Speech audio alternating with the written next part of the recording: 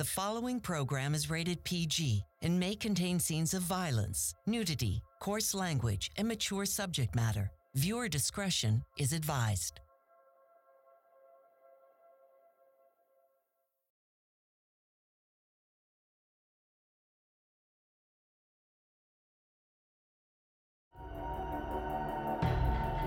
Disasters can strike anywhere and at any time. All of those people were evacuated. Many of them didn't know how long they were going to be gone. It really is life interrupted. In the skies. This material is just so dangerous. It's really hard to engineer a solution that's going to be safe at the end of the day. You can get huge quantities of ash into the atmosphere, turning day into night. Many people developed a pneumonia-like symptom of coughing and compromised lung ability. And on the land. Cities will be flatlined and infrastructure will be absolutely destroyed. We're talking in the tens of thousands of people's lives lost. We're talking probably in the trillions of dollars. The destructive power of these disasters knows almost no bounds. This is a column of radioactive death that looks like a laser beam shining into space.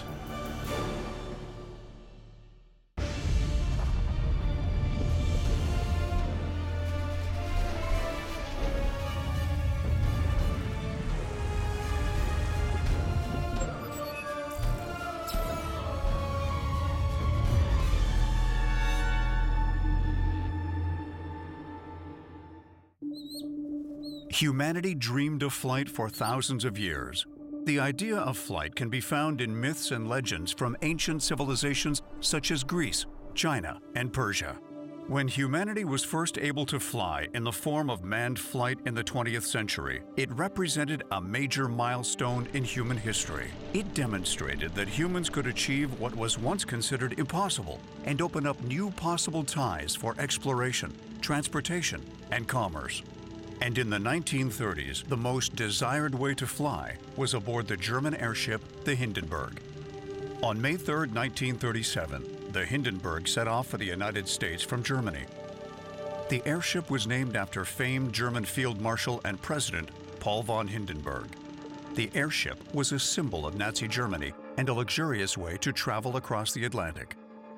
So in the 1930s, if you're a wealthy person, you could choose a couple of different ways to cross the Atlantic. You could take an ocean-going vessel, or you could take an airship. In an ocean-going vessel, yeah, they're steam-powered, but it's still going to take you a week to go across the North Atlantic. Of the oceans on Earth, the North Atlantic is one of the least friendly. It wasn't a particularly comfortable way to travel. If you get on an airship, it's very stable, it doesn't get buffeted.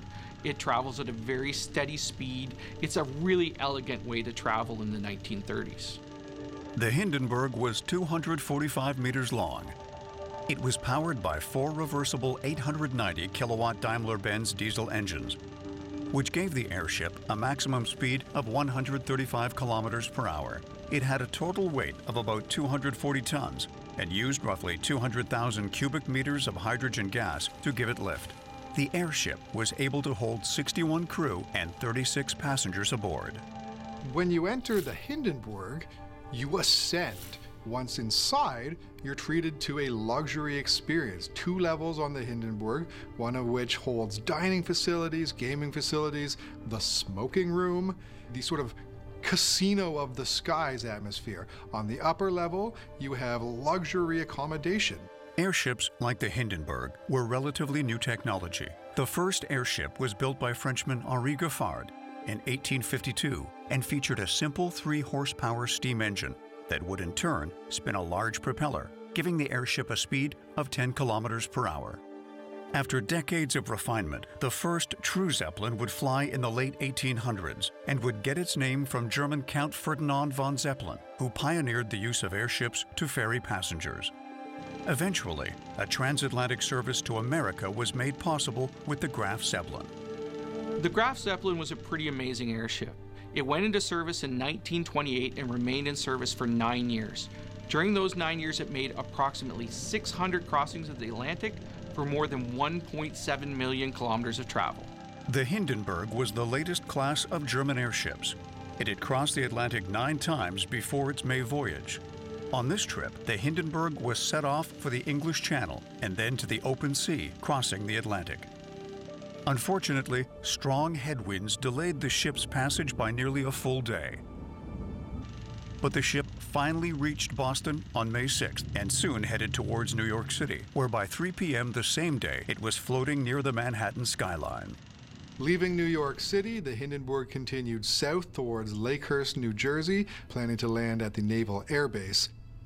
The commander of the Lakehurst Naval Air Base, a man named Commander Charles Emery, recommended to the crew of the Hindenburg to wait out weather on the ground that he found too rough to attempt a safe landing. He suggested instead that the Hindenburg float over the coast for a few hours to wait out the inclement weather. The captain of the Hindenburg, Commander Max Pruss, fully agreed with that assessment and took the ship out over the New Jersey coast. With improving conditions, Lakehurst sent the Hindenburg a radio call relaying temperature, pressure, visibility, and winds, signaling that conditions were suitable for landing. Around 7 o'clock, a more urgent message came in from the base suggesting to land immediately, and the Hindenburg was already on its approach. Pruss made a pass over the field at an altitude of 180 meters to be able to observe the conditions on the ground. As it was descending, it was noticed that the aft of the ship was sagging and dropping towards the ground. And that was really unusual and indicated that something in the back half of the ship was problematic. They actually started dropping ballast water and the ship wasn't recovering. Something was really wrong. The situation was turning dangerous. With the lives of all on board in his hands, Captain Pruss was desperate to land the Hindenburg before the weather worsened. This forced the captain to perform a risky maneuver. And he executed a tight S-shaped turn to bring the Hindenburg within range of the landing oars. The tight S-turn seemed to have worked, and the Hindenburg finally reached its mooring mast at 7:21 p.m. But as the landing ropes were dropped, one of the landing party noticed a wave-like fluttering near one of the gas cells. Suddenly, the unimaginable happened. People on the ground watched as the Hindenburg burst into flames, hydrogen violently erupting from its outer cover. Passengers aboard the ship heard the muffled explosion and began to see flames devour the rear of the Hindenburg. Yet there was little they could do to escape. Within a minute, the entire Hindenburg was engulfed in flames. It crashed to the ground, killing 33 people aboard. Flames incinerated the 12 crew stationed in the bow and the 6 men the first officer Sampt had sent there to try and level the ship. The flaming wreck was initially too hot for rescuers to approach, so all they could do was look on in horror. Incredibly, most of the Hindenburg's passengers and crew survived by jumping out the promenade windows. There were 97 passengers total, 33 perishing in the accident, as well as 1 member of the ground crew. As the ship went down in flames, a film crew was there recording it all. And within days, millions of people had seen the pride of the Nazi technology going up in flames in a New Jersey airfield. It was this sight that prompted Herbert Morrison, the radio announcer, to utter the immortal words, "Oh, the humanity." Even though airships generally had a rather impressive safety record, after the Hindenburg disaster, airship travel ended almost overnight. Air travel would be dominated by the airplane. But what were the reasons behind the Hindenburg disaster? And could the airship be designed to be safer?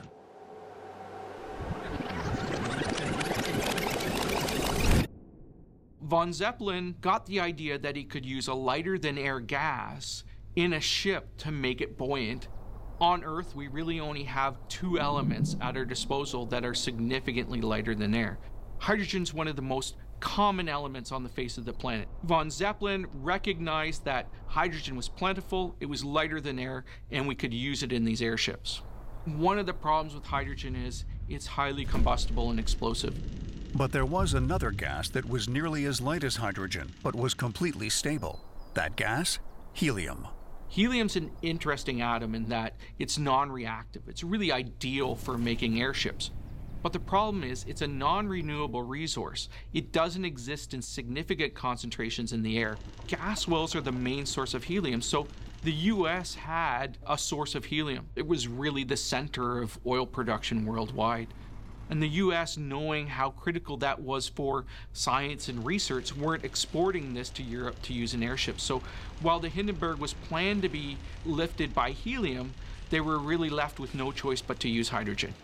Knowing that hydrogen is explosive, engineers would have built the airships in a way to mitigate risk through something called failure and mode effects analysis. We use failure modes and effects analysis to identify what components are critical so that if a failure does occur, we can mitigate those effects or eliminate those effects through design and through process. They used non-flammable materials for the construction. They used isolated cells for the hydrogen to try and keep the amount of gas in any one area relatively small. But having said that, we have a smoking room on the ship, gas and diesel powered engines, electrical equipment. All of that has the potential to ignite the hydrogen and cause a fire and explosion. So while the engineers tried to do their best, this material is just so dangerous that it's really hard to engineer a solution that's really going to be safe at the end of the day. And while hydrogen is an extremely dangerous gas to use, airships had a fairly good safety record. So what went wrong? When you're dealing with a vehicle as big as that, you could easily create your own lightning in a way. Especially if you get closer to that mooring mast, you could have a charge go off because you're making that circuit connection. You could have it sort of traveling around the outside of the balloon because it was steel structure. And you're essentially creating a gigantic Faraday cage. After many investigations, most believed that an electric spark caused by atmospheric conditions and the ship's own electrical charge set fire to the escaping hydrogen. The Hindenburg disaster grounded airships for good. In the aftermath, the plane became the primary mode of transportation. By 2022, the air industry had become an over $700 billion industry. But in 2010, a natural disaster grounded thousands of planes and blanketed a continent in fear. In the folklore and mythology of Icelanders, volcanoes were seen as the homes of powerful and sometimes dangerous spirits. Stories of fire giants, dwarves, and dragons living in the fiery depths of volcanic craters have been passed down through generations. This relationship has created a culture where volcanoes are venerated, but also feared. So when Icelanders felt the ground shake in March 2010, they knew a volcano had awoken. This volcano was Eyjafjallajökull, a well-known volcano. But unlike past eruptions, this one would be like nothing that ever came before. Eyjafjallajökull is a subglacial volcano sitting beneath the Eyjafjallajökull Glacier. It is found in the East Volcanic Zone in southern Iceland, and its name is derived from an Icelandic phrase meaning the island's mountain glacier. The volcano's highest point rises 1,666 meters above sea level. In March, as the volcano began to erupt, it erupted in a style that's referred to as an effusive eruption, where a lot of lava is produced, but not necessarily much ash or gas. The eruption of Eyjafjallajökull continued into April, but on April 14th, the nature of the eruption changed completely. The eruption on the 14th of April 2010 sent huge quantities of ash into the atmosphere. Over 140 million cubic meters of volcanic ash was carried towards northern Europe by the jet stream. When we're trying to classify volcano eruptions, we use a scale that's called the Volcano Explosivity Index, or VEI, which ranges from 1 or very, very low volcanic material being ejected, very low amounts, to very large amounts of VE8 style eruption. So the eruption in Iceland was classified as a VE4 event, which means it was the mid-ground. Though it wasn't a particularly large eruption, the geographic location had significant impacts on flights around the world. High-level winds carried fine particles into European airspace, grounding commercial flights and cargo planes. Volcanic ash is actually composed of little tiny pieces of volcanic rock. It's very small and it's very sharp. These materials pose huge problems for jet engines. When it goes through the hot section combustion part of the engine, it melts and then deposits on the hot section components of the jet engine. This defeats cooling mechanisms in the engine, and the engine can overheat, become choked off, and fail. On April 16, 2010, 16,000 of Europe's usual 28,000 daily scheduled passenger flights were canceled.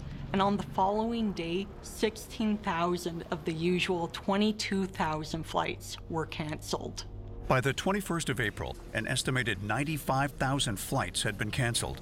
This was the worst stoppage of air travel since the events of September 11, 2001.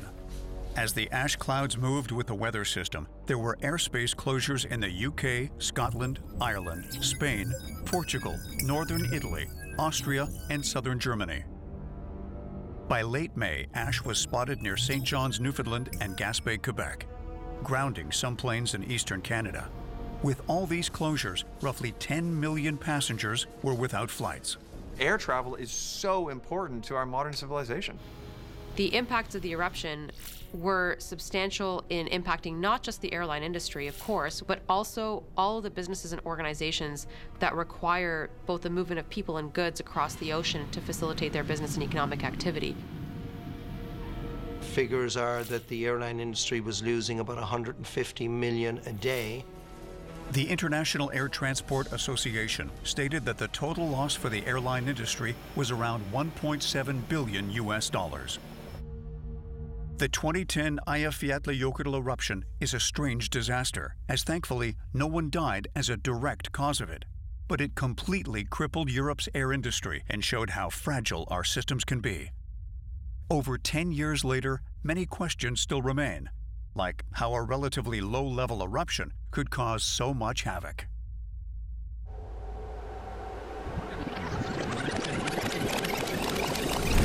Part of understanding why so much of that ash was ejected was because of the glacier. This was essentially a volcano underneath a glacier, and so as the volcano begins to erupt, there's large amounts of water available to mix with the hot magma, which then creates a large amount of steam. The potential to eject large amounts of ash is essentially added to because of that steam.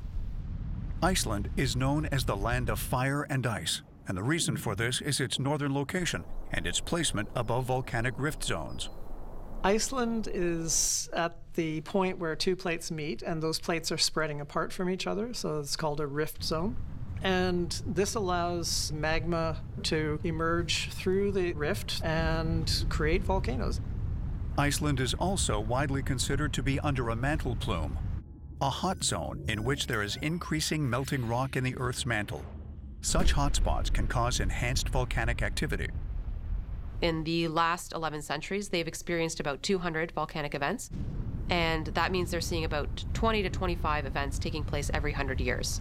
And the 2010 eruption was not the first time Icelandic volcanoes affected Europe. There have been multiple examples of similar effusive-style eruptions. So, for example, in 1783 through 1784, there was an eruption in a place called Laki, Iceland. The lava began to emerge and began to flow as a river. And this river continued for 8 months. At one point, there were estimates that it was flowing at a volume that was roughly half the size of the Amazon River. Along with the Laki eruption, there were toxic gases that emerged, and apparently there were large problems with livestock dying because of their sensitivity to the toxic atmosphere locally. Another eruption will happen again, and possibly sooner than we would hope. Part of the lessons learned from 2010 is to continue monitoring of volcanoes. Currently, there's a concern for a volcano called Katla, which is located close to a glacier. If Katla erupted, the concern is that the glacier would melt, and that would trigger mass flooding in the local region, which of course would have impacts on the local community. Scientists are keeping a close eye on the volcanoes in Iceland. There are about 120 GPS stations and more than 80 seismic stations along the active volcano zone of Iceland.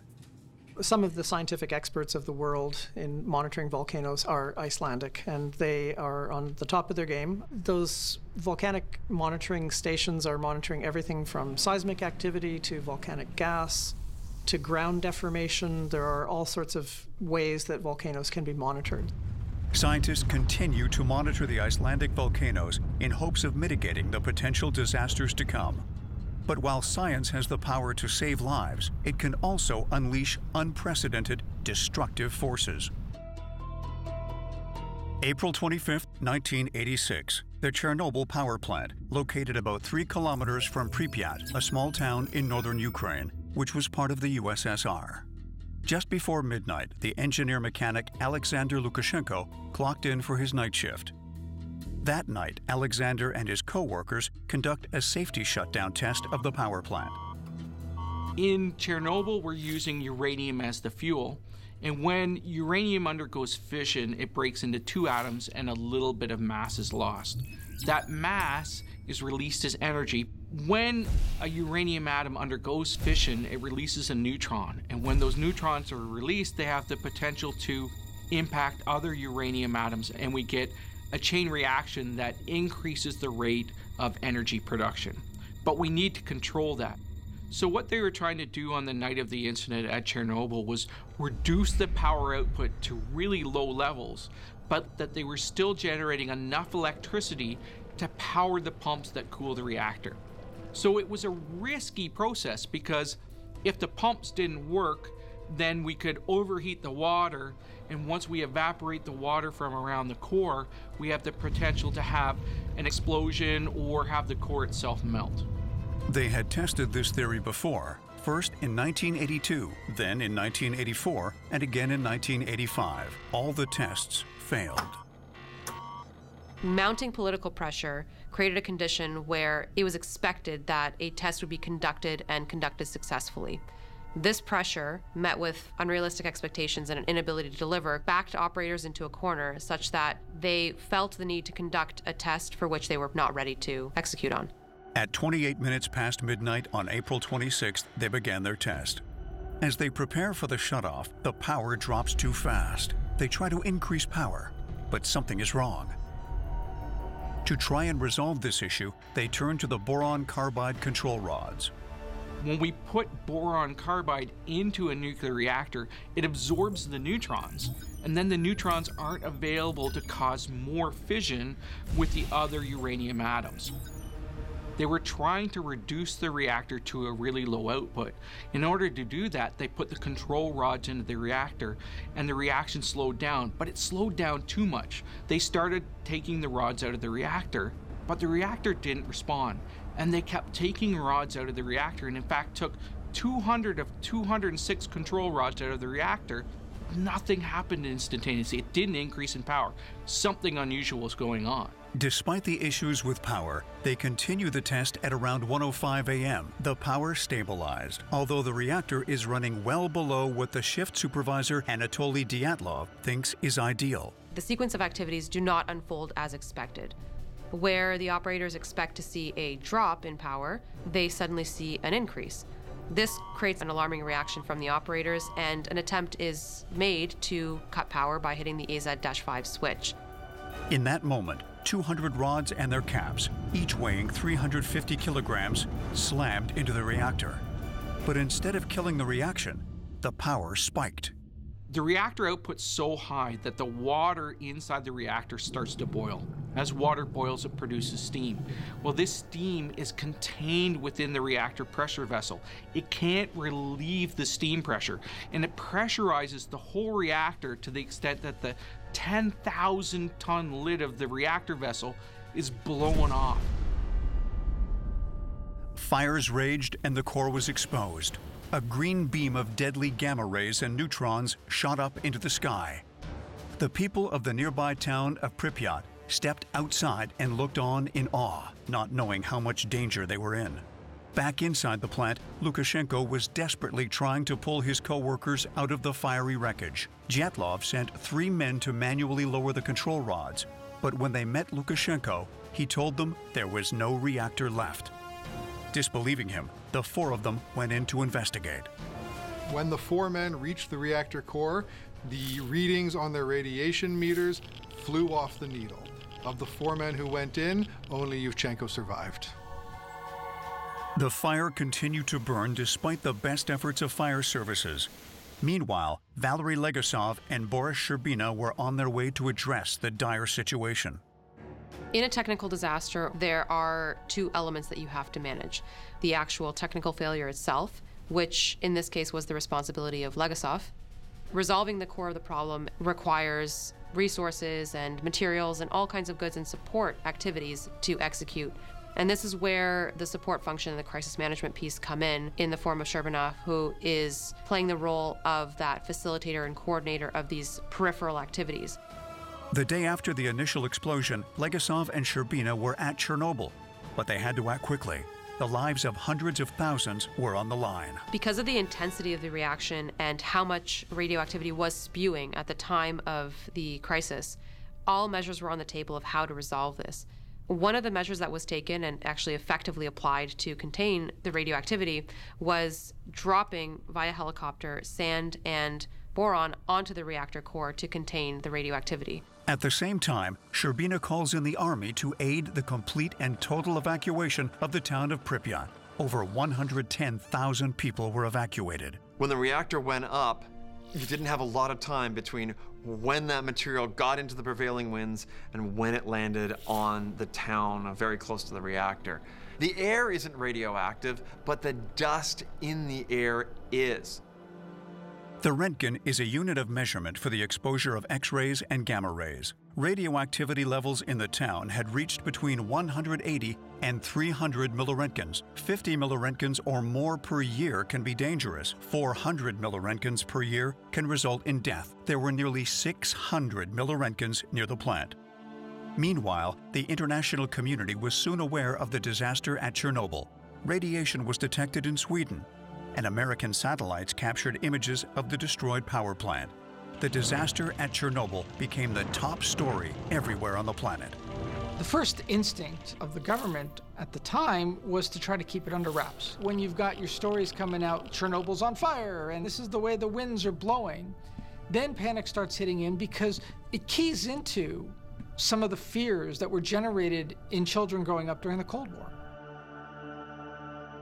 At the plant, with boron and sand being dropped to try and reduce the rate of reaction, it was determined that building a sarcophagus around the reactor was the best way to eliminate the release of radioactive particles. Cleaning up that radioactive debris was the first step. We have to make this space safe for people to work in, at least relatively close to the reactor, so we can entomb it.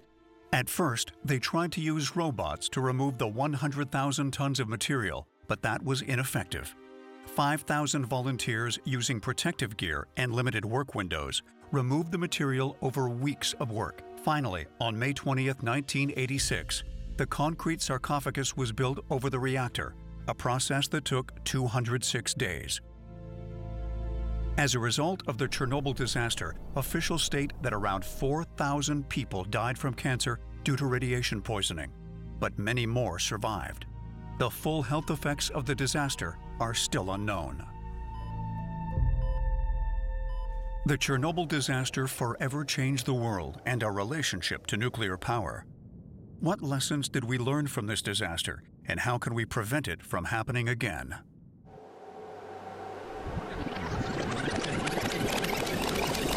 In the Chernobyl incident, we see the perfect alignment of a series of optimal conditions for something like this to happen, both inherently inside the system and the equipment that was within the system, as well as a series of decisions along the way that paved the way for this catastrophe to take place. In 1987, Anatoly Dyatlov was tried and convicted for his role in the accident. He would serve a few years before being released in the early 1990s.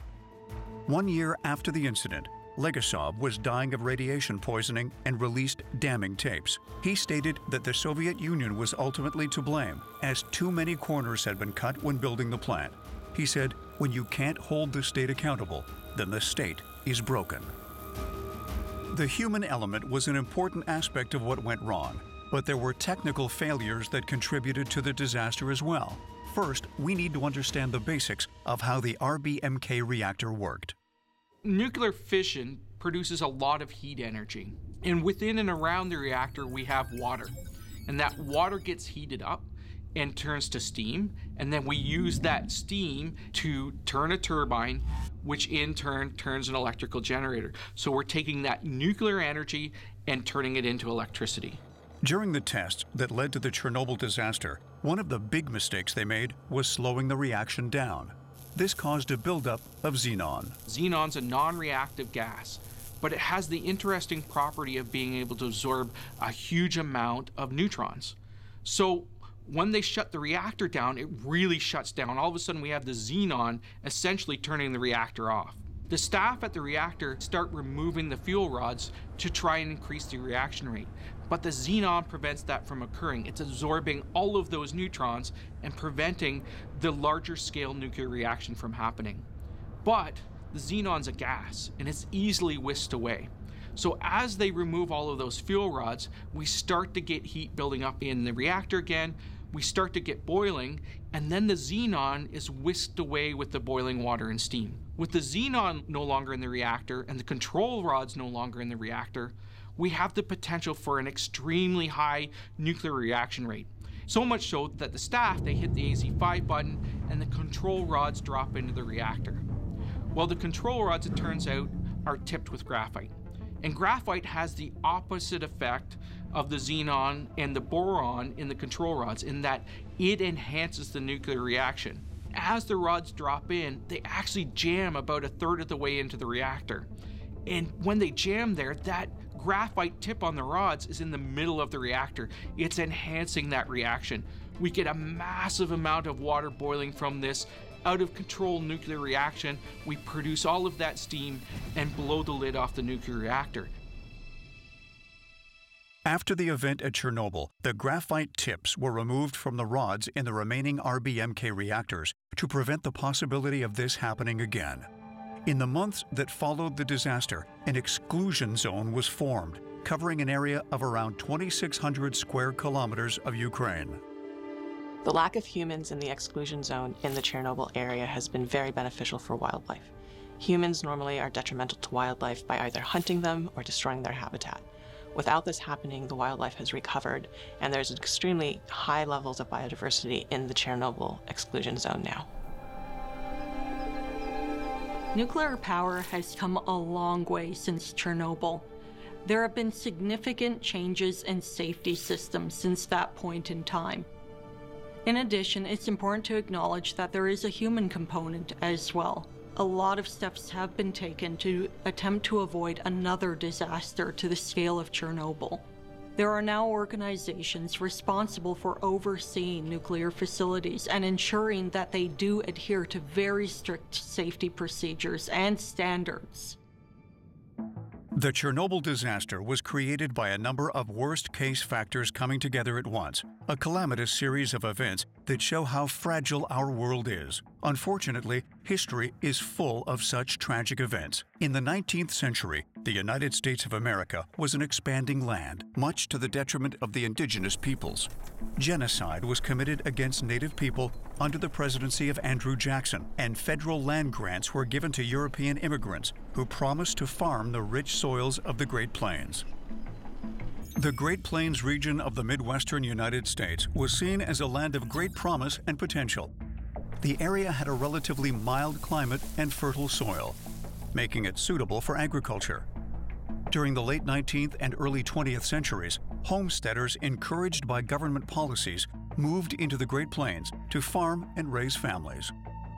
Towns grew up where there had been no towns before. Cities emerged in states like Oklahoma and Texas, and the Great Plains went from being relatively underdeveloped compared to the East Coast to being a central and vibrant part of America.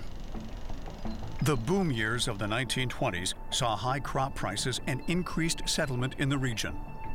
Farmers used intensive cultivation techniques and plowed up native grasses to plant crops such as wheat and corn, which were highly profitable at the time. The landscape changed dramatically as vast areas of prairie were transformed into cropland. But the Wall Street crash of 1929 served as a turning point.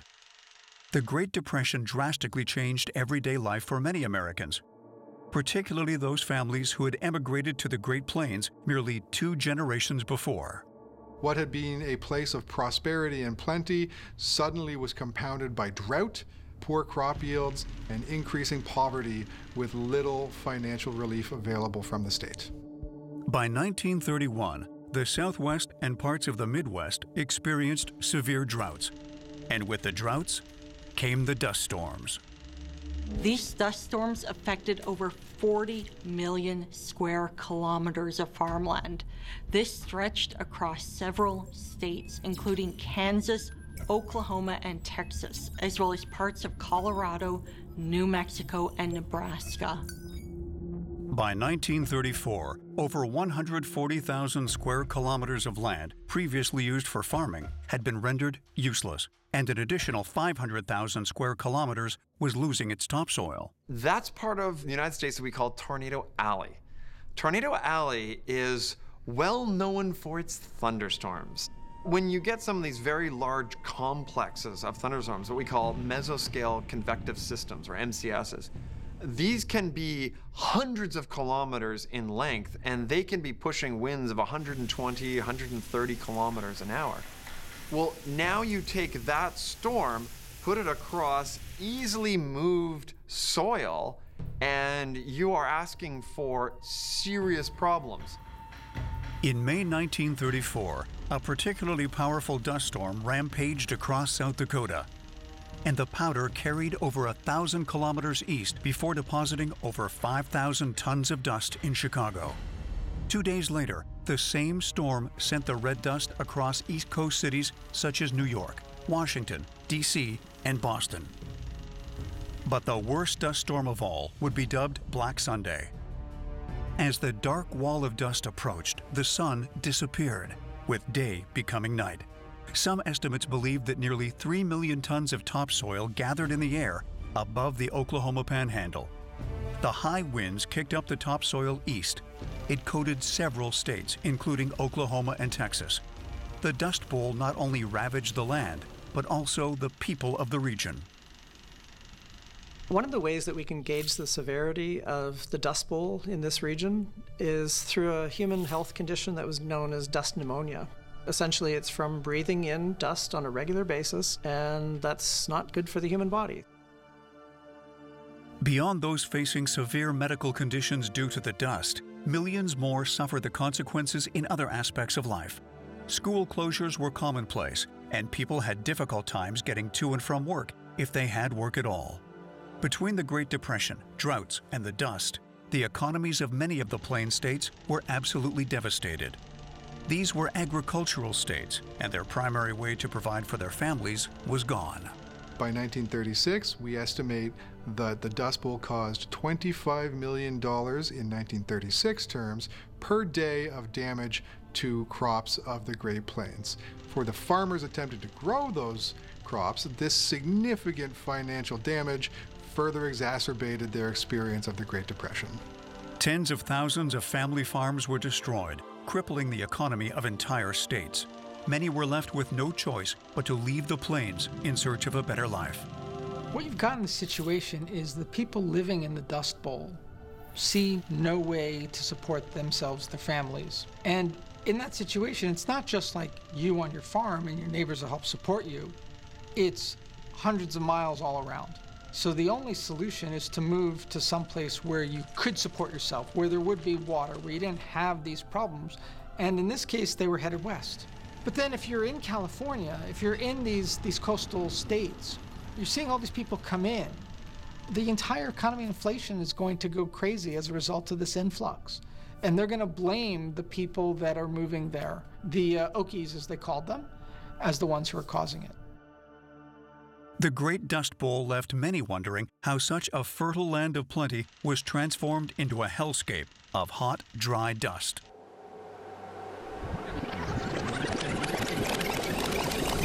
We've got the Gulf of Mexico, very warm, very moist, perfect fuel for thunderstorms. Air that's coming up out of the Gulf of Mexico, it can't just go out of the Pacific Ocean because it's hemmed in by the mountains. At the same time, you have cold, dense air descending down from Canada.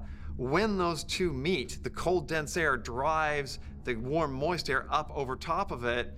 Well, that starts to produce thunderstorms.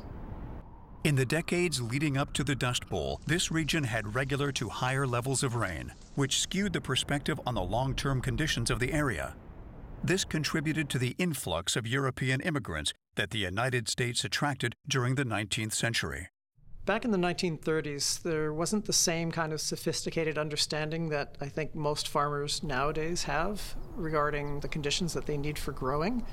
So there's this phenomenon that was expressed as the rain following the plow, where farmers would believe that if they plowed the land and made it ripe for agriculture, the rains would naturally follow.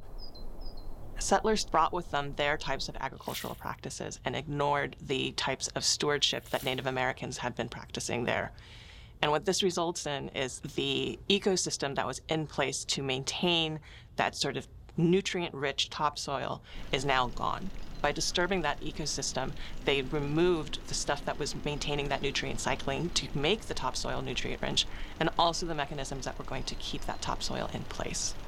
And when the Great Depression hit, farmers tried to overcompensate by planting bumper crops. What the settlers wanted to do was they wanted to try and increase their capital. So what they did was they planted even more crops, and this resulted in a depletion of the nutrients and resulted in the topsoil disappearing, essentially. Within a year, the bountiful rains experienced in the region during the early 20th century completely dried up. And in 1930, a severe drought began that would continue intermittently until 1940.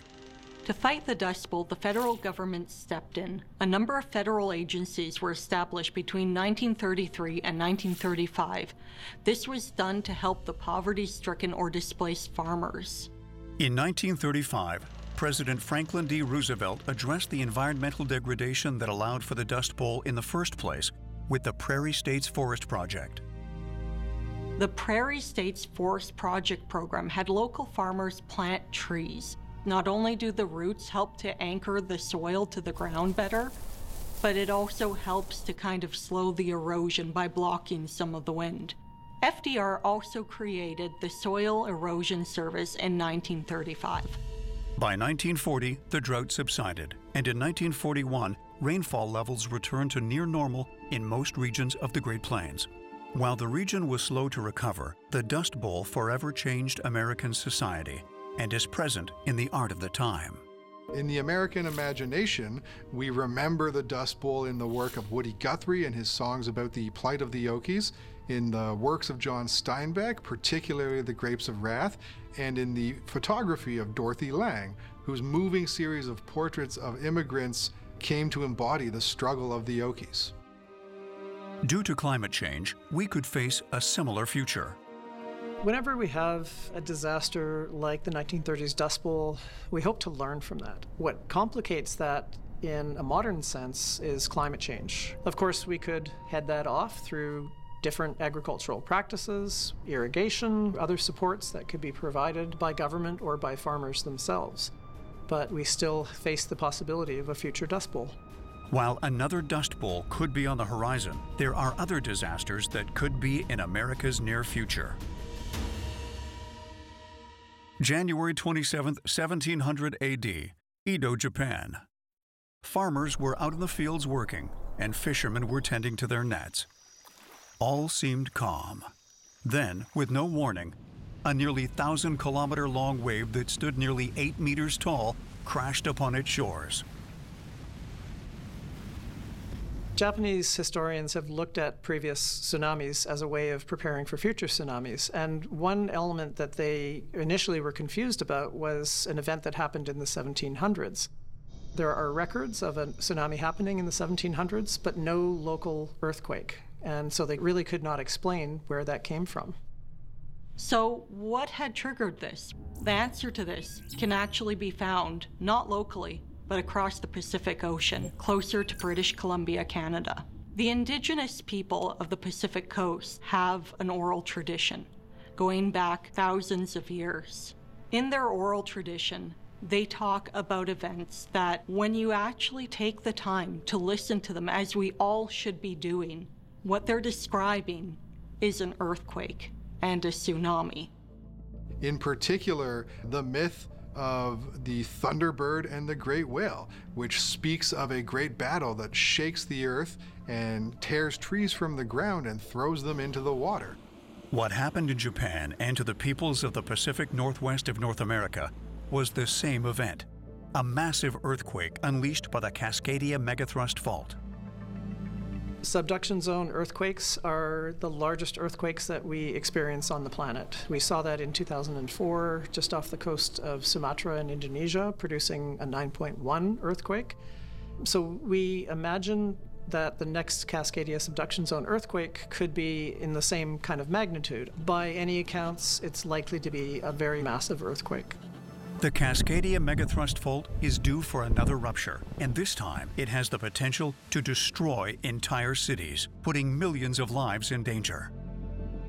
It is expected that if and when the Cascadia event happens, communities will be flatlined, infrastructure will be destroyed, and basically life on the West Coast as we know it today will be forever changed. It's important to note that it is not just the quake alone that'll cause damages. An earthquake can trigger other hazards as well. Land subsidence and liquefaction can also occur. Liquefaction is when certain soils can become unstable by the shaking of the ground. They essentially become almost liquefied, and objects that are sitting on the surface can actually kind of sink into the ground as it starts shaking, becoming unstable. The terrain of this area is very mountainous, with a lot of sheer cliff faces and rocky areas. Landslides could be pretty significant overall and could cause significant damages, not just to homes, but also to infrastructure as well. When you talk about the infrastructure itself, you are going to have damage to the water lines, the electrical system, roads, bridges. You've got somebody on the other side of a bridge that needs an ambulance. How are you getting that ambulance to them? You might not be able to. Unlike California, the Pacific Northwest only brought in strict building codes in 1994. That means any structure built before the 90s would be in danger of immediate collapse. As the shaking increases, houses will start to fall on the people inside. There are 3 major cities in this area: Portland, Seattle, and Vancouver, all of which could see varying degrees of damage depending on how this scenario plays out. In earthquakes like generated by Cascadia, the shifting of the earth is so violent that the connections between different floors fail. So if you talk about an office tower, imagine taking the columns out midway along one floor and the floor simply dropping onto the next floor. This pancaking phenomena is something that can really happen in these major earthquake events in buildings that were designed prior to all this knowledge we've generated around how to design and build large buildings to deal with earthquakes. An earthquake of this magnitude could trigger a significant tsunami. A tsunami is a series of very long waves that are caused by the displacement of water. So once you have an event that displaces the water, the tsunami waves will radiate outward in a circle. This allows them to affect all areas of an ocean basin. As the wave starts to approach the shoreline, it'll begin to slow down and they'll make the wave slowly start to increase in height. That's when you're going to start to have it causing damage. In 2015, regarding the tsunami's aftermath, FEMA Regional Director Kenneth Murphy stated, "Our operating assumption is that everything west of Interstate 5 will be toast." We're talking in the tens of thousands of people's lives lost. We're talking probably in the trillions of dollars. By the time the earth and water settle, North America will have witnessed its worst ever natural disaster. It's not about if the Cascadia megathrust fault will go off, it's when. Estimates for it going off in the next 50 years range from 1 in 10 to 1 in 3.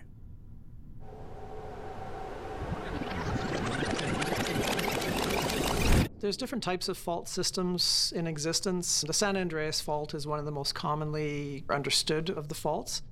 And it's a fault system where essentially the 2 tectonic plates are sliding beside each other. So certainly those tectonic plates can stick together and then suddenly release energy when they do slide. But there are other types of faults, the Cascadia being one. The Cascadia subduction zone is a classic example of a subduction zone fault system where you have 2 tectonic plates that are butting up against each other, creating strain, and eventually one of those plates subducts or moves underneath the other plate, And sometimes those get stuck, and they get stuck for many years, decades, or even centuries, slowly building up strain, and eventually that system ruptures, triggering a rebound. One of the tectonic plates will suddenly bounce upwards.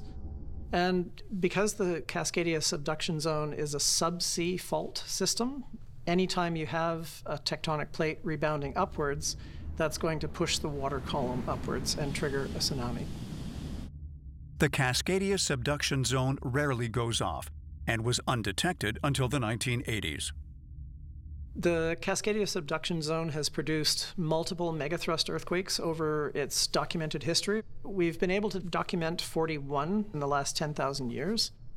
What we can find from the historical record are times when there were earthquakes spanning 150 years, and then times where there were no earthquakes for over 1,000 years.